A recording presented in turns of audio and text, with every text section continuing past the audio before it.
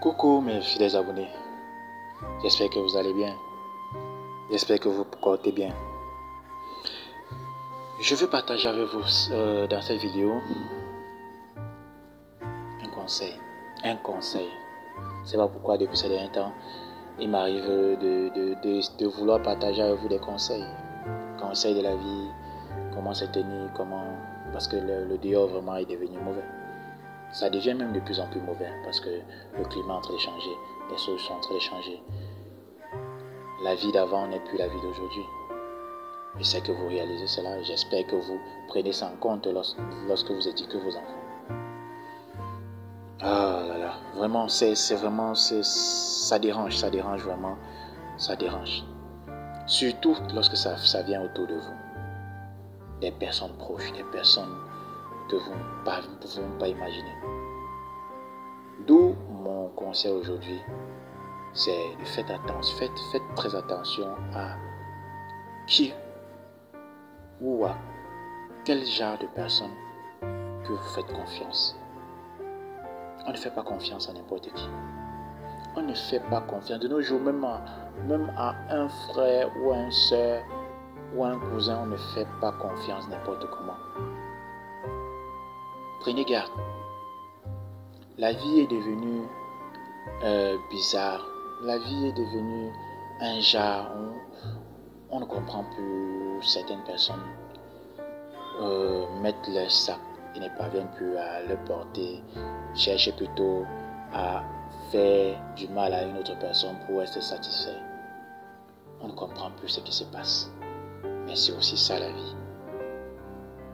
Les choses changent, parfois positivement, parfois négativement. Mais j'aimerais que vous reteniez un adage, que vous allez le garder comme comme quelque chose de très précieux. Retenez ceci et répétez-vous ceci chaque fois. La confiance n'exclut pas le contrôle. La confiance n'exclut pas le contrôle. Retenez cela. Si chaque fois vous répétez cela, dès que quelque chose d'anodin va passer autour de vous, vous allez être en alerte très rapidement. Parce que la confiance n'exclut pas le contrôle. Ayez confiance, mais contrôlez-vous. Contrôlez vos alentours, contrôlez vos proches, contrôlez ceux que vous avez confiance en eux. Parce que le dehors est devenu mauvais. Il y a certains qui sont capables de vous empoisonner pour un moins de rien. Il y a certains qui vont aller voir les charlatans pour un moins de rien. Parce qu'ils veulent vous éliminer, parce qu'ils veulent soulager leurs égos. Prenez garde. Le dehors est devenu très mauvais. Alors j'ai partagé avec vous l'astuce du citron pour déterminer ou pour détecter ceux qui ne portent pas bien dans le cœur. Et je reprends encore avec cette astuce. Chaque fois que vous sortez de la maison, prenez du citron, coupez en deux. Première partie, la première tranche, vous frottez votre paume de main avec.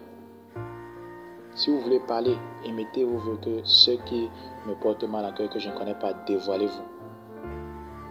Vous avez besoin, si vous voulez vous parler pas, mais ce qui est important, c'est de frotter vos paumes de main avec ce citron. Et la deuxième tranche, frottez vos plantes des pieds avec ce citron. Frottez. Si vous voulez parler, si vous ne voulez parler pas, mais faites-le régulièrement.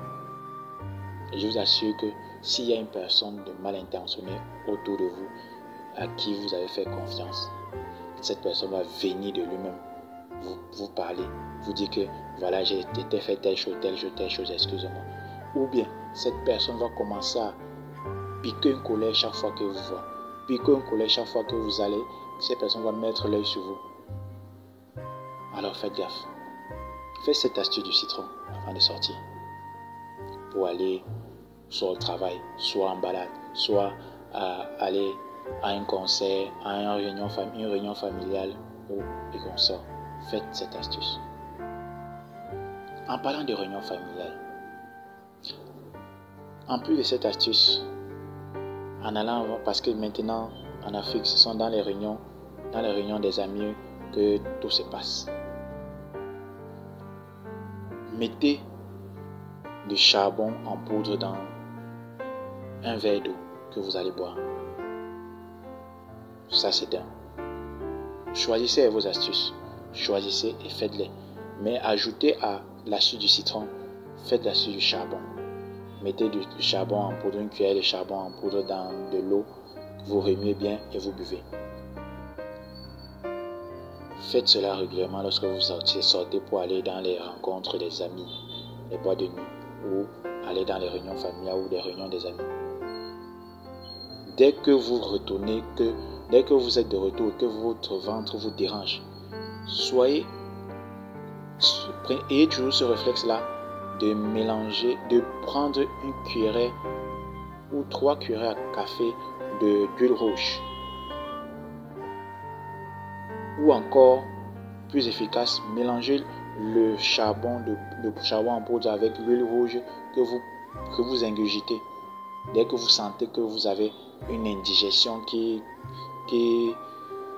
vous n'expliquez pas, faites cela. Je ne dis pas que plusieurs indigestions sont une mauvaise main. Non. Vous pouvez avoir des indigestions parce que vous avez mangé quelque chose qui ne respecte pas votre groupe sanguin. Par exemple, ceux qui ont du groupe sanguin O et qui partent dans des sorties, boire tout ce qui a du lait, que ce soit le yaourt, que ce soit le lait concentré, que ce soit le lait liquide. Sachez que après avoir bu cela, vous aurez une indigestion. Vous allez aller aux toilettes. Ça, c'est incontournable. Il y a plusieurs exemples comme ça par rapport à votre groupe sanguin. Mais si ce n'est pas ça, si vous avez mangé quelque chose qui respecte votre groupe sanguin, que vraiment vous n'avez pas fait de mélange et que vous sentez quelque chose qui n'est pas normal, allez directement prendre de l'huile rouge. Allez directement prendre le charbon de bois en poudre que vous mélangez, soit avec l'eau, soit avec l'huile rouge, vous buvez. Si vous n'avez pas le charbon de bois, prenez l'huile rouge, vous buvez. 3 cuillères d'huile rouge que vous allez renouveler. Si vous avez pris le matin, vous allez encore prendre le soir. Tôt ou tard, si c'est quelque chose de mauvais que vous avez mangé, vous allez ressortir ça. Ça va ressortir ça d'elle-même.